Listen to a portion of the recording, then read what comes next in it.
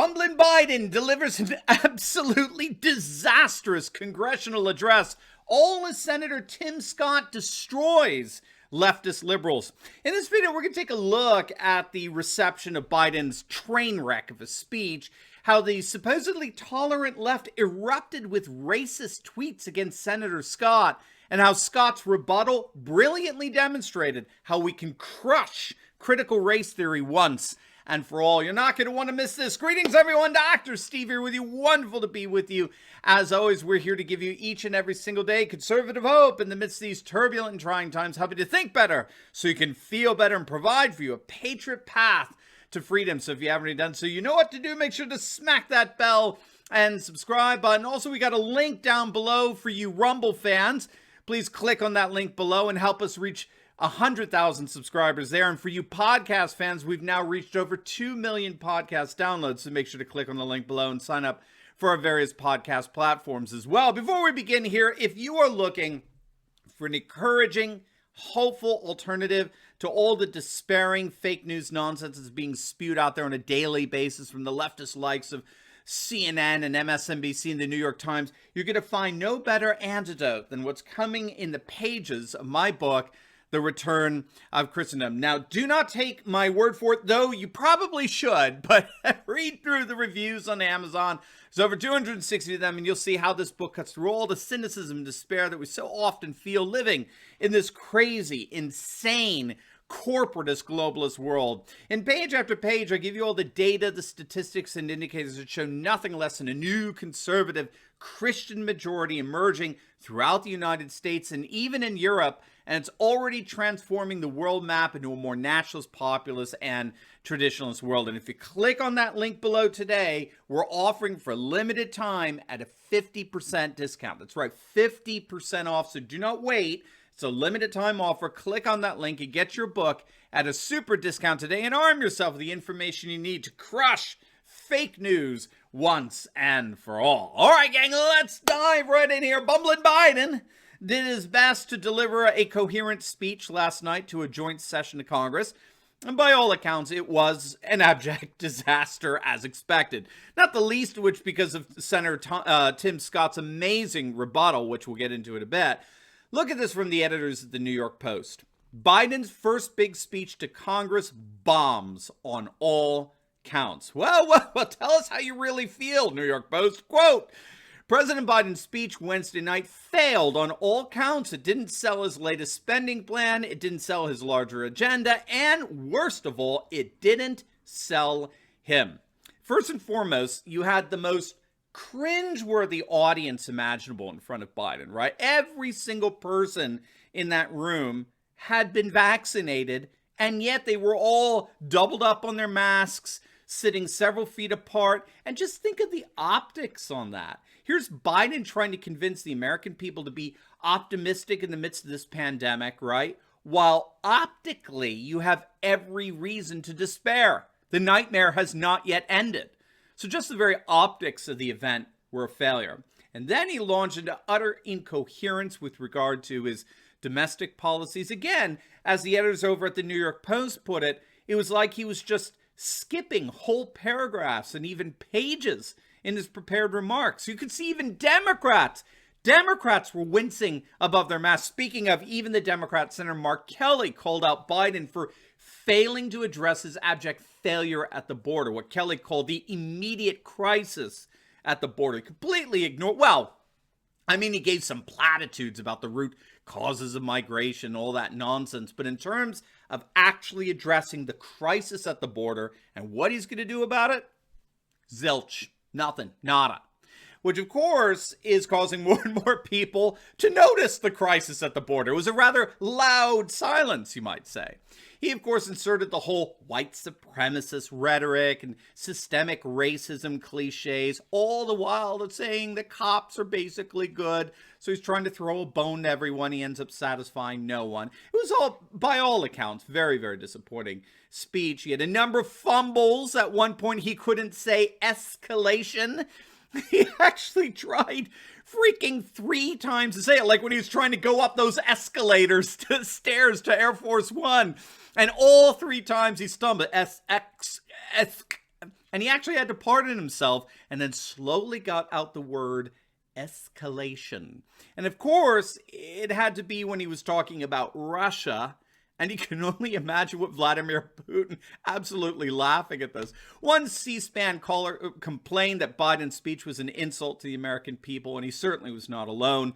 But then came the Republican response, which was delivered by Senator Tim Scott of South Carolina. Now, really, by all accounts, Scott hit it out of the park, all right? He schooled Biden on failed policies that don't work for Americans, like he excoriated him for his tax increases, his unnecessary spending, his disaster at the border, his COVID incoherence, and he reminded Biden of his supposed call to unity, which Bruce Springsteen called the reuniting of the United States of America. He says that when he's not driving drunk, of course.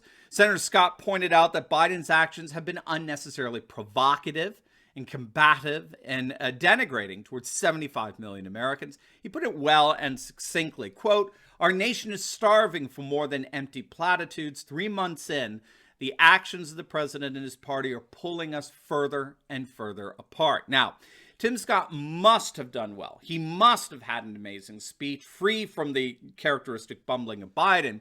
He must have done well because the Twitterverse suddenly started trending with the racist and derogatory slur hashtag Uncle Tim.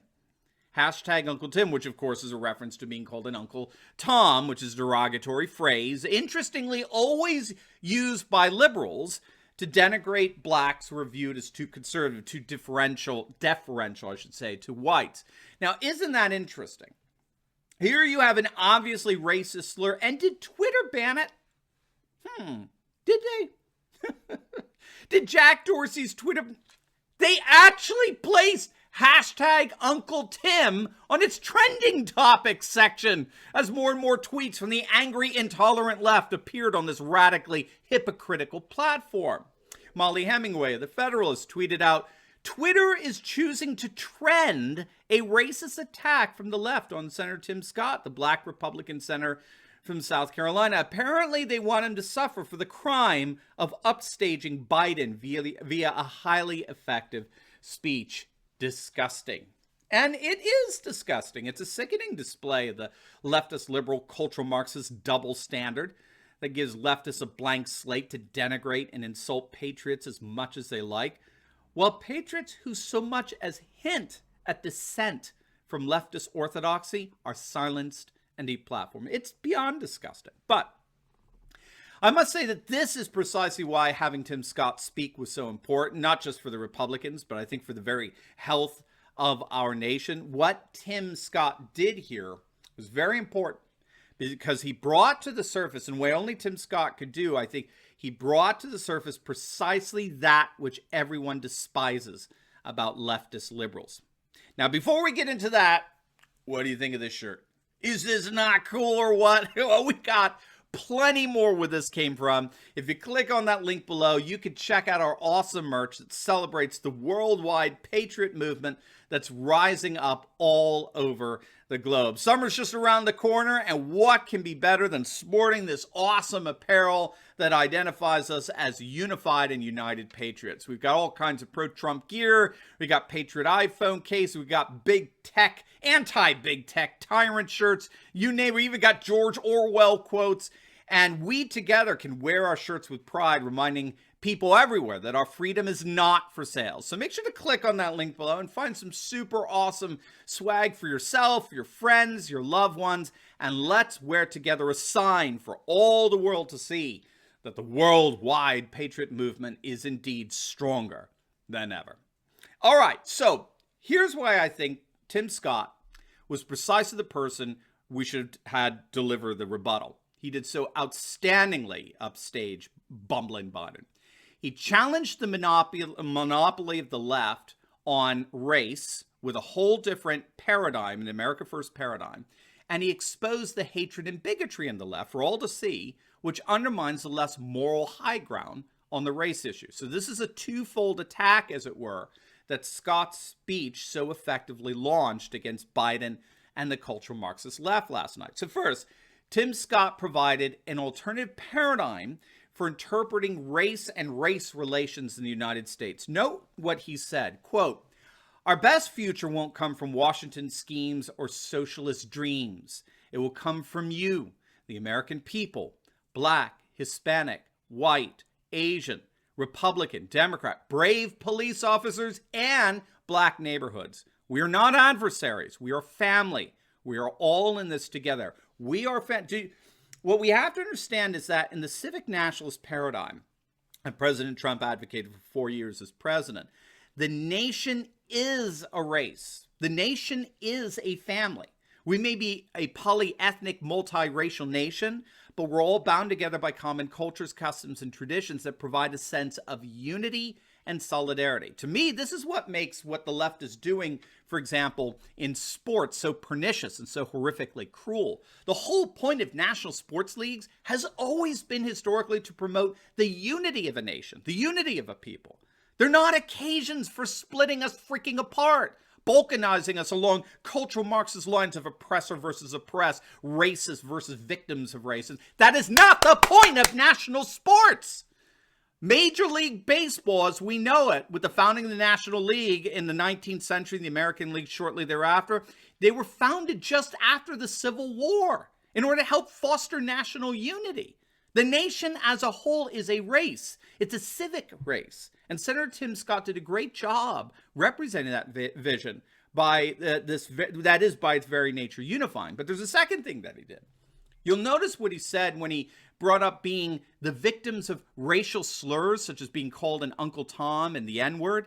He said he's been called these things by progressives, by leftists. He said, quote, "I've also experienced a different kind of intolerance. I get called Uncle Tom and the N-word by progressives, by liberals. Just last week, a national newspaper suggested my family's poverty was actually privilege because a relative owned land generations before my time." And then, as if on cue, the whole hashtag Uncle Tim started trending on Twitter, proving his entire point that leftist liberals are every bit, if not far more, racist and intolerant as they accuse us deplorables of being. And in so doing, Tim Scott completely pulls the rug of any sense of moral superiority out from under leftist progressives. So it was an excellent rebuttal. He completely outshined Biden and showed us the way of destroying cultural Marxist critical race theory and ridding our nation of its infectious and disastrous effects once and for all.